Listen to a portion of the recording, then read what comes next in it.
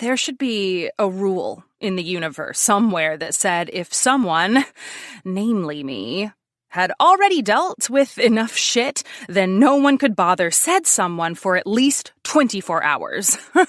Or maybe 48. A case could be made for 72 as well. But since such a rule did not exist, at least in this universe, I was stuck with my ass on the grass, staring at a bullshit note and wishing I could explode the sender's brain with my mind. Exploding a brain couldn't be too far outside my new scope of abilities. I'd twisted the heads off a group of ghoul shoulders a few days ago with no more than a flick of my fingers. Making one measly brain go poof should be child's play, right? If only.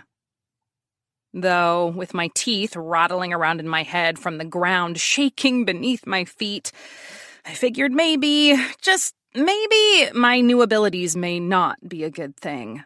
I mean, the wind whipping through the church could possibly have been a fluke, but the ground shaking like a goddamn maraca? Probably not. Still, I couldn't peel my eyes from that note to save my life. And more, I didn't want to. Asriel lied to you. Killian isn't where you think he is. Come find me when you're ready for the truth. Essex. The man who I'd called father my whole life was in the ground right now, his body moldering in his casket, and the man who'd set it all into motion had the nerve to pick at the bloody scab that was my wounded heart. I reached for that stupid note, ready to set it on fire or crumble it up or something, anything but let it lie in the grass where my dad had been put to rest. A hard hand knocked my fingers away before they could make contact, startling me right out of my ill-conceived plan. My sister stared at me like I'd grown a whole new head, and for good reason. A few months ago, she'd gotten a similar letter from our brother, one that would have killed her had she not been utterly and totally dead already. "Are you okay?" Sloane asked, rolling her eyes at herself as she did so. She'd asked me that same question quite a lot over the last few days, and each time she seemed to curse herself.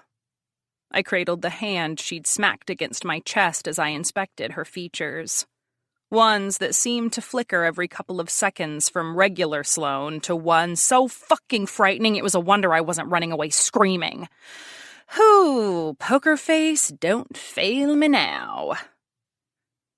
Of course I'm not okay. Which was the God's honest truth.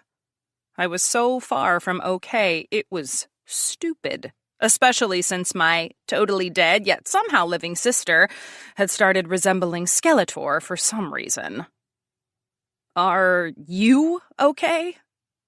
Yes, I could have rolled my eyes at myself like she had, but honestly, I was just trying not to freak all the way out. Sure, I'd believed her when she'd said she wasn't alive, but I hadn't actually seen it until now. Add that on top of Essex's bullshit and, well, no, she croaked, a fine tremor of rage making her entire body shake. No, I'm not okay. Sloane appeared like she was about half a second away from sniffing out our bastard of a brother and flaying him alive. But before she could act on what I deemed wholeheartedly as righteous vengeance, a pair of giant hands lifted her off her feet.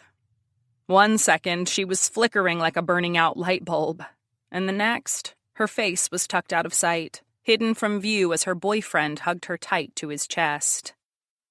Did one call a 600-year-old mage boyfriend? Considering I had one of those, it seemed somewhat ill-fitting. Lover felt icky, and mate seemed too serious. I'd have to find a different moniker that didn't make me want to hurl.